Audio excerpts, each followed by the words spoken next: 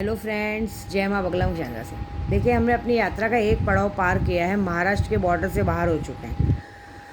कहाँ है ये बताने की ज़रूरत नहीं है, लेकिन ये बात पक्की है कि कामाख्या की यात्रा पूरी होगी और बहुत अच्छे से होगी। हालांकि मैं ये बोलूँगी कि कुछ लोगों का सामान भी लेके निकले हैं, लेकिन कुछ लोग हमारे फ़ोन का जवाब ववाब देना भी ज़रूरी नहीं समझते हैं। कोई बात नहीं, मुझे कुछ फ़र्क नहीं पड़ता है। मैं क्यों सर माथा पच्ची करूँ?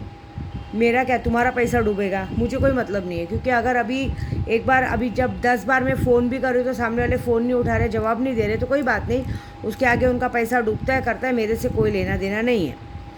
दूसरी बात, मैं जो सुल्तान जिन का काम कर रही हूँ, मैं अपनी माँ मेलड़ी माँ के नाम पे, मेरी मंगल माँ के नाम पे पूरी तरह से, कहते हैं ना, हम लोग जब साधना कार्य में उतरते तो पूरी तरह से ब्रह्मचार्य का व्रत रख के, परिवार को परे रख के अपने आप को एक साधना काल में उतारते हैं, सारी चीज़ें उतारते हैं। तो बस उसी में पड़े, उसी में अपने आप को आगे बढ़ाते हैं और कुछ नहीं। और इस काम में कोई अगर अड़चन डालेगा तो आपको बताऊँ ना, मैंने आज पहली बार, मैंने जब ब्रह्मचार्य का व्रत रखा था ना, तो मैं अपने घर से अंगो बांध के निकली थी। मैंने पहले ही कहा था अपने विंध्यवासिनी माँ को, मांडरची काड़ूबाई को, मेरी माहूरगढ़ की रेणुका माँ को, मेलड़ी माँ को, उज्जैन की मेलड़ी माँ, मणिधर की मंगल माँ को यही कहा था कि माँ, ये सारी यात्रा मेरी पूरी होगी ना तो मैं आपका 7 मंगलवार का उपवास रखूँगी। अभी हम यहाँ से अपनी यात्रा पे जाएंगे कामाख्या। पहले कोलकाता जाएंगे, काली घाट जाएंगे, दक्षिणेश्वरी काली जाएंगे, भूतनाथ जाएंगे। उसके बाद कामाख्या जाएंगे। कामाख्या में 10 महाविद्या की शक्ति सिद्ध नहीं होगी। एक्चुअली आपको एक सरप्राइज़ हो, तो जो मैं मेलड़ी माँ की पूजा कर रही हूँ, शमशान मेलड़ी की, उसके लिए भी मेरे शोभालाल भाई मुझे कल शुक्रवार के दिन माँ मेलड़ी के तरफ से मेरे गुरु बनेंगे, क्योंकि उन पे माँ मेलड़ी का बड़ा आशीर्वाद है। उन्होंने कहा, जहाँ मेलड़ी खड़ी हो जाती है ना, वहाँ किसी माई के लाल की हिम्मत थी कि तुम्हारा रास्ता रोक सके। तो माँ मेलड़ी तेरी रक्षा करेगी और मैं गुरु मंत्र दूंगा। तो मेलड़ी माँ की साधना होगी कामाख्या में। उसके बाद हम कामाख्या से निकलेंगे। उसके बाद कामाख्या से निकलने के बाद सबसे पहले मैं जाऊँगी बैद्यनाथ धाम, जहाँ कहते हैं ना गठबंधन होता है। अगर गठबंधन कर दिए तो 7 जन्म एक ही, जिससे हम प्यार करते हैं, उसका गठबंधन होता है। और श्रावण का महीना, श्रावण के महीने में अगर शिव जी को जल चढ़ाए तो बहुत अच्छी बात है। और मेरे साथ तो मेरी कविता जी हैं, महिला मंडल की, वो तो भोलेनाथ की बहुत बड़ी पुजारी है। तो इससे अच्छा सौभाग्य क्या है उनका कि शिव जी के दर्शन। लास्ट टाइम कुछ थोड़ा सा बहुत घाई वाई की वजह से मैं उनको दर्शन नहीं करा पाई थी, लेकिन इस बार सारे दर्शन हम प्रॉपर करेंगे, है ना। तो क्योंकि वो मेरी बॉडीगार्ड बनकर आई हैं। देखिए क्या है ना, और लोगों को लेके नमक हरामी कराने से अच्छा तो हमारे लिए ये अच्छे जो हमारे लिए ईमानदारी से हमारे लिए काम करते हैं। दूसरा, इन्हें हम बैद्यनाथ धाम का दर्शन करवाएंगे।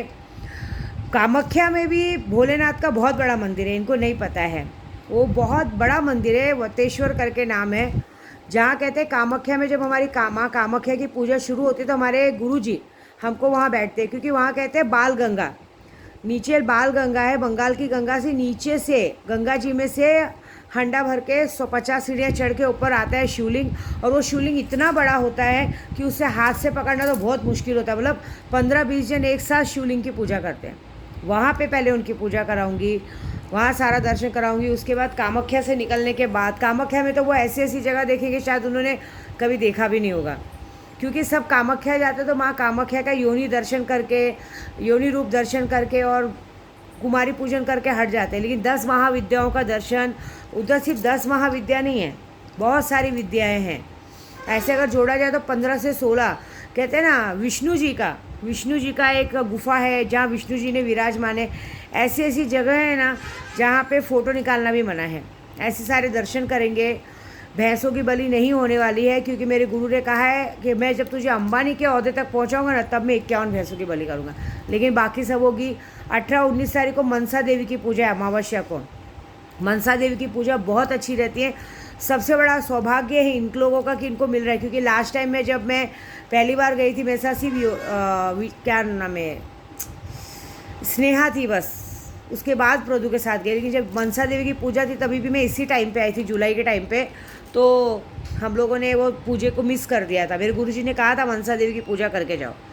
उसके बाद हम कामाख्या से निकलेंगे, बैद्यनाथ धाम मंदिर जाएंगे। बैद्यनाथ धाम में जाके, हाँ, कोलकाता को तो बताया, दक्षिणेश्वरी काली माँ के दर्शन करेंगे। सबसे पहले ये मेरी माँ से मिलेंगी। उसके बाद भूतनाथ मंदिर, मतलब इनको भोलेनाथ के कम से कम 5-6 दर्शन तो हो ही जाएंगे।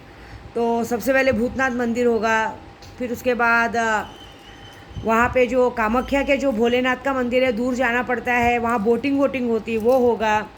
उसके बाद फिर बैद्यनाथ धाम का, क्योंकि कहते हैं बैद्यनाथ धाम मंदिर में सती माँ का हृदय गिरा है, और वहाँ बैद्यनाथ धाम के मंदिर से माँ दोनों कहते हैं ना, भोलेनाथ का और माँ का, सती माँ का जो हृदय गिरा है, वो मंदिर आजू बाजू में, जिस मंदिर में गठबंधन किया जाता है, जहाँ आज भी निरहुआ जाके गाना गाते हैं सॉरी, वहाँ पे गठबंधन करते हैं। कहते हैं लाल धागे से अगर गठबंधन करो तो हमारे 7 जन्म में हमारा वही पति रहता है, और जो मन की इच्छा होती पूरी होती है। उसके बाद हम प्रस्थान करेंगे अपनी विंध्याचल, क्योंकि कुल देवी का दर्शन किए बगैर तो कोई पूजा पूरी नहीं होती है। विंध्याचल आएंगे, विंध्याचल आने के बाद फिर इनको काशी विश्वनाथ का दर्शन कराएंगे, क्योंकि मेरा नियम है हर श्रावण में मैं काशी विश्वनाथ जाके रुद्र अभिषेक करती हूँ, और हमारा पूजा होता ही होता है। काशी विश्वनाथ की पूजा करेंगे। उसके बाद वापस मैं दिल्ली आऊँगी, क्योंकि मेरी बेटी दिल्ली में रहने वाली है 3 महीने, क्योंकि उसका कोर्स है, वो डॉगी का कर रही है।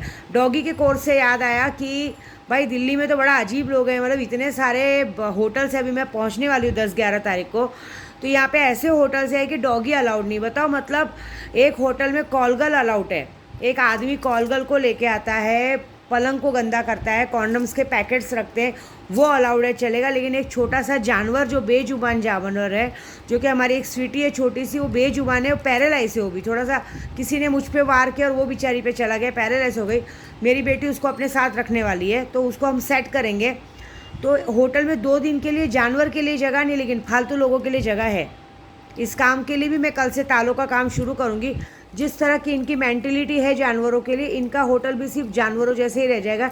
इनके होटल में इंसान आएंगे ही नहीं, ये मेरा वादा है। क्योंकि मुझे ना किसी के भी मुंह से ना सुनना पसंद नहीं। अगर कोई मेरे सामने ना बोलता है ना, वो बात मुझे बर्दाश्त नहीं है, ये गलत बात है। अरे तुम्हारे यहाँ फालतू लोग आते हैं, उनके लिए जगह। अच्छा एक बात है, एक छोटा बच्चा आएगा, वो बाथरूम करता है तो उसके माँ बाप ही साफ़ करते हैं ना।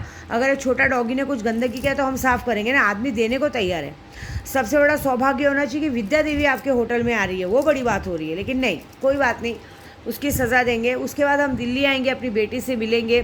बेटी से मिलके फिर से निजामुद्दीन शाह बाबा का दरगाह का दर्शन करेंगे। बाबा जी का दर्शन करके वहाँ से निकलेंगे, दिल्ली से निकलेंगे अजमेर शरीफ। अजमेर शरीफ आएंगे, वहाँ मैं अपनी बाबा जी को सलामी दूँगी। देखिए, अजमेर शरीफ से याद आया, आज एक ऐसी बात हुई है अजमेर शरीफ की कि अपने पॉलिटिकल लोग में लोग पागल हो चुके हैं, बेवकूफ़ हो चुके हैं एक नंबर के। उनको अगर गाली देना का भी मन करे तो कम है।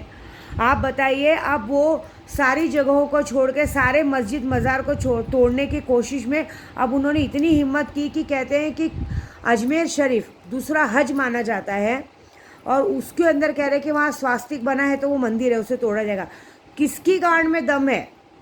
किसकी गांड में दम है? किसकी माँ ने अपनी असली माँ का दूध पिलाया? उस माँ, कहते हैं ना, उस दरगाह पे सिर्फ पैर रख के बताओ। हम कुछ नहीं करेंगे, बाबा जी ही तुम्हारी वो हाल करेंगे जो शायद तुम पागल होके घूमोगे। देख लेना, ऐसे ऐसे जिन्नात तुम्हारे अंदर घुसेंगे कि तुम वहीं पे पागल होके गोल गोल घूमते रहोगे। ना तुम्हें खाने की सुध रहेगी, ना पीने की सुध रहेगी। ये मैं बोल रही हूँ। आज ये विद्या देवी जिस ओहदे पे है ना, अपने ख्वाजा जी की वजह से। मुझे याद है आज भी कि मैं सिर्फ 4,000 रुपये लेके एक जाइलो गाड़ी लेके निकली थी, जिसका टायर भी फटा हुआ था। पैच लगा के गाड़ी से मैं ख्वाजा जी के दर तक आई थी, और वहाँ से मुझे सिक्का और चावल मिला था। आज विद्या देवी पूरा वर्ल्ड घूमती हुआ अपनी गाड़ी से, और मेरे साथ और 5-6 जन दर्शन कराते। अरे पागल इंसानों, तुम लोग पॉलिटिकल के चक्कर में इतने पागल हो चुके हो, पद के चक्कर में, कि भगवान को बख्श नहीं रहे हो। तुम्हारी इतनी हिम्मत है, तुम्हारी इतनी औकात है कि वहाँ तक जा सको। अरे ख्वाजा जी बोलो, भगवान शिव जी बोलो, सब एक ही तो हैं। ख्वाजा जी की कहानी पता है क्या आपको? ख्वाजा जी की, कि ख्वाजा जी जब अपने अजमेर शहर में आए थे ना, तो एक पेड़ के नीचे बैठे थे। पेड़ के नीचे बैठे थे तो एक पेड़ के नीचे चींटियाँ ना ओस के पानी पी रही थी, वो पी नहीं पा रही थी। तब भगवान ने, ख्वाजा जी ने एक पत्ता रखा, उस पत्ते पे पानी जमा होकर शिवलिंग बन गया। शिवलिंग होते होते उस पर अभिषेक होने लगा। अपने भोले जी तो, भोलेनाथ तो एकदम भोले हैं, वो प्रकट हो गए और उन्होंने बस पूछा कि क्या वरदान चाहिए। तो ख्वाजा जी ने एक ही बात कही कि इस अजमेर शरीफ में जो मेरे नाम से आएगा उसकी तू हर विश पूरी करेगा, मतलब काम तेरा नाम मेरा। और ख्वाजा जी ने आज तक मैंने देखा है, जो भी अजमेर शरीफ के है, सिर्फ उनका नाम है ख्वाजा गरीब नवाज बाबा, लेकिन गरीब तो कोई रह नहीं गया। आप जाइए, रौने रंगत, कहते ना, दीदार कर रहे हैं हम अपने यार का, दीदार कर रहे हैं हम यार का। दूर से बारिशों की रिमझिम बारिश हो रही है कि क्या सुंदर सा नज़ारा है। कि वो उस पार हैं, हम इस पार हैं। ये बड़ी बात है। अरे क्या तुम लोग, मैं हमेशा एक ही बात कहती हूँ, क्या बिगाड़ेंगे भला मेरा जमाने वाले, मेरा ख्वाजा, मेरा दाता अभी अजमेर में। तो जब हम ये इतना भरोसे से इतना बोलते कि हमारा दाता अजमेर में, तुम जैसों की क्या औकात थी उनको हाथ लगाओ, है हिम्मत? अरे वो साक्षात खड़े रहते हैं लुंगी और गंजी पहन के। आप जाके तो देखो, अगर वहाँ से पागल होके मतलब उस दरगाह के बाहर अगर फिर निकल गए तो मैं मान जाऊँगी। मैं खुलेआम चैलेंज देती हूँ, बस जाके दिखाओ और उसके बाद बाहर निकल के दिखाओ। कोई कुछ नहीं करेगा, भगवान खुद तुम्हारा रास्ता कर देंगे, ये बात मेरी गारंटी है। तो हम अजमेर शरीफ जाएंगे, अजमेर शरीफ जाके फिर उनके बेटे फ़खरुद्दीन शाह बाबा सरवार जाएंगे, सरवार के बाद उनके पोते, कहते हैं ना दादा का खजाना पोते के पास रहता है ना, पोते के पास चाबी रहती है। कहते हैं ना हसामुद्दीन शाह बाबा के पास जाएंगे। वहाँ पे हमारे एक भाई है, मारवाड़ी हैं, वो हेमंत भाई हमें हमेशा ये सारा दर्शन कराते हैं। मैं जाती तो अपनी गाड़ी से नहीं घूमती, वो मुझे दर्शन कराते हैं। उसके बाद हम वहाँ से प्रस्थान करेंगे तो मैंने सैलानी बाबा, फिर मैं दिल्ली से प्रस्थान करूँगी, सीधा माहौरगढ़ जाऊँगी, क्योंकि मैंने कहा है ना मैं अपनी देवियों के दर्शन करूँगी। माहौरगढ़ जाऊँगी, माहौरगढ़ दर्शन करके उसके बाद अपने सैलानी बाबा के पास कहते हैं कदम पोशी करके उनके यहाँ पे बाग जाली से निकल के, और सैलानी बाबा को यही कहा है कि आपके दर तक पहुँचने तक यहाँ से रवाना हुई है विद्या देवी बॉम्बे से, अपनी यात्रा पूरी करके आपकी कदम पोशी करने तक अगर किसी ने भी रास्ता रोकने की कोशिश की तो बाबा जी आप अपने मौकिल भोज के देखना, मैं कुछ नहीं करूँगी। मुझे पूरा विश्वास है मेरे सैलानी पे कि आप इतने जलाली हैं कि अगर मेरे बीच में आएगा या आपके काम के बीच में आएगा तो आप क्या करेंगे मैं जानती हूँ। क्योंकि आज की तारीख में कैसा मालूम है, बुरे काम में नहीं लेकिन अच्छे काम में हर कोई अड़चन डालता है, क्योंकि बहुत बड़ी जीत होने वाली है ना। और ये सारा करके फिर हम अपने घर पहुँचेंगे, सारी लोगों की खुशियाँ लेके पहुँचेंगे। इस बीच में जो अड़चन डालेगा वो अपने घर खुद ब खुद अपनी मौत को बुलाएगा और कुछ नहीं। बाकी फिर मेरी मेलड़ी माँ मंगल माँ बचे, उनको फिर हम बॉम्बे पहुँचने के बाद फिर बीच में एक दिन मांडरची काड़ूबाई का दर्शन करके फिर एक दिन हम वो तो एक दिन का है, अहमदाबाद जाके वो दर्शन करके आ जाएंगे, ऐसी बात है। लेकिन ये सारी चीज़ें मुझे पता है भगवान मेरी ज़रूर पूरी पूरी तरह से, अगर मैंने ब्रह्मचार्य का व्रत रख के ये सारी पूजा और प्रण करके शक्तियों की साधना कर रही हूँ तो ये सारी चीज़ों में मेरे सैलानी बाबा मेरा पूरा साथ देंगे। मैं उनको आवाज़ दे रही हूँ कि या आका मेरे आओ और मेरी रक्षा करो, बस अल मदद।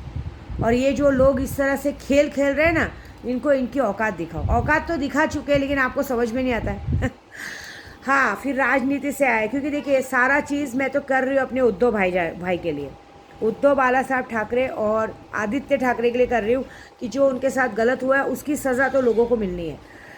अभी क्या हो गया है देखो, कैसे मालूम है, अभी थूक के तो चाट लिया है लोगों ने। अभी आपको क्या लगता है, इतनी मुश्किल से पद मिला है, इतनी मुश्किल से मंत्रालय में एंट्री मिली है, आपको लगता है क्या वो उद्धव बाला साहब ठाकरे के जैसे बड़ा दिल थोड़ी है कि राजीनामा मुंह पे फेंक देंगे? नहीं, अरे भाई भले आप मुझे कुछ भी करना पड़े हम थोड़ी ना देंगे। लेकिन एक बात बताऊँ, 2.5 साल की सरकार होती, थोड़ा सा सेंस रखो। तुम्हें यूज़ कर लिया गया है, अब तुम टिश्यू पेपर बन चुके हो सब लोग। अभी थोड़े दिन में खुद ब खुद अभी हमारे अजीत पवार जी उप मुख्यमंत्री बन चुके। पहली बात तो मैं सबको कह रही हूँ, क्यों उनसे नाराज़ हो रहे, क्या किया उन्होंने कहाँ गद्दारी की? जगह खाली पड़ी थी, 2.5 साल की सरकार पूरी हो चुकी थी, दूसरे को आनी थी, उन्होंने जगह पाई और आ गए। कभी सुना है क्या 2 उप मुख्यमंत्री? अगर 2 उप मुख्यमंत्री तो 2 मुख्यमंत्री बनाओ। ये बताया गया है कि आप किसी के साथ गलत करोगे तो आपके साथ गलत होगा। अब ये पूरा देश देख रहा है। देखिए उद्धव बाला साहब ठाकरे कभी किसी के पास नहीं गए कि मुझे पद दो, मंत्री पद दो, ये दो वो दो। चुपचाप अपना काम कर रहे हैं, वो अपनी लड़ाई लड़ रहे हैं। उनके पीछे हम बहनें उनकी लड़ाई लड़ रहे हैं।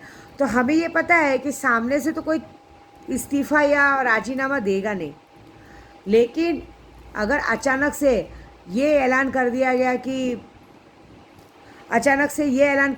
कि आपको अपात्र कर दिया गया है, आपको पब्लिक पसंद नहीं कर दी, देखना यही होगा। जिनके भरोसे आपने अपने ही पार्टी को दगा दिया है, जिनके बल पे आपने इन लोगों को धोखा दिया, वो आपको नहीं देख रहे, वो अपना 2024 का इलेक्शन देख रहे हैं।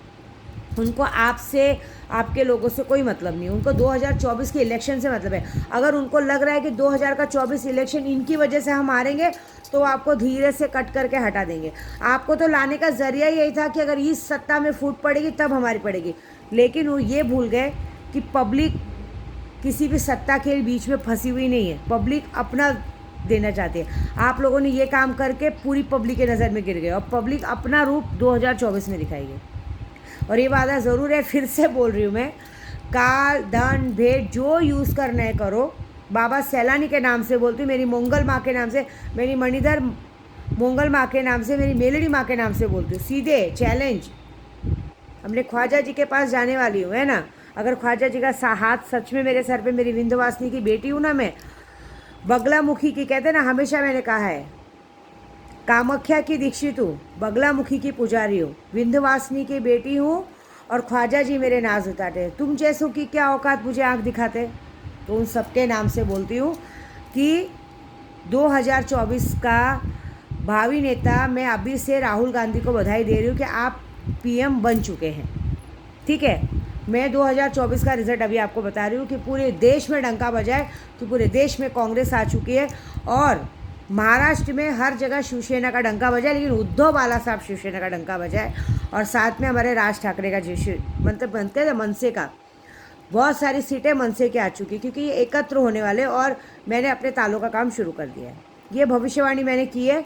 इन तीनों को मेरी तरफ से बहुत बहुत बधाई। और जो लोग सत्ता और कुर्सी नहीं छोड़ना चाहते, तो जो बातें आपने बोली है ना, वही बातें आपके सामने इम्तियाज़ अली औरंगाबाद के मेरे भाईजान आप लोगों का चेहरा आपको दिखा रहे हैं। आप लोग कुछ भी कीजिए, लेकिन पब्लिक के सामने ख़त्म हो चुका है मामला। अब आप चाहे राजीनामा दो चाहे मत दो, क्या होता है मालूम है, कभी सुना है ना, घर में एक मेहमान ज़बरदस्ती घुस आता है, ठीक है घर में एक मेहमान ज़बरदस्ती घुस आता है, उसको निकालना मुश्किल होता है, तो परिवार क्या करते हैं, चुप हो जाते हैं, जाने दो, बेशरम इंसान है, आज नहीं तो कल, कल नहीं तो परसों निकलेंगे। तो इसी तरह सत्ताधारियों का है। कुछ सत्ताधारी ज़बरदस्ती, देखो मैं किसी का नाम नहीं ले रही हूँ, मैं सिर्फ बता रही हूँ कि कुछ सत्ताधारी ज़बरदस्ती घुस गए। अब उनको जब इच्छा होगा तो वो नहीं निकालेंगे, जिन्होंने उनको लाया है वही उनको धीरे से हटाएंगे और फिर कुछ नहीं बचेगा, ब्लास्ट, ख़त्म। क्योंकि अब तो ख़त्म हो ही चुका है सब, कुछ फ़ायदा नहीं है। अब आप बिल्ली बन के दूध पियो या कुछ भी बन के दूध पियो, पब्लिक की नज़र में आप गिर चुके हो, अब इसका उठने का कोई रास्ता नहीं है। और आप लोगों का, जिन लोगों ने साथ दिया, अब उनको पछताने के दिन आ गए कि थोड़े से पैसों के और थोड़े से पद के लालच में उन्होंने वो खो दिया जो कभी नहीं। जिन्होंने 18, 19 साल, 20 साल, 25 साल से ईमानदारी से अपने पद को संभालते आए थे, लेकिन एक छोटे से लालच के कारण 1 साल में उन्होंने सब गंवा दिया। तो मैंने तो कहा ही था कि 2023 कुंभ राशि, मीन राशि, वृश्चिक राशि, तुला राशि के लिए खराब है। और क्या, तुला राशि और ये कन्या राशि है, तो कन्या राशि का तो मई में पूरा हो चुका है। अब ये बाकी के बचे, ये देखो, विद्या देवी ने अब तक जो जो जबान दी है पूरी की है, क्योंकि मेरा सुल्तान इसे पूरा करवाता है। अभी आप किसी को सुल्तान जिन लेना है लो, नहीं लेना है मत लो। मेरे अंदर इतना पावर है अब कि मैं आराम से सबका काम बखूबी कर सकती हूँ, और किया है, तो मुझे किसी के काम की ज़रूरत नहीं है। ठीक है, जय माता दी।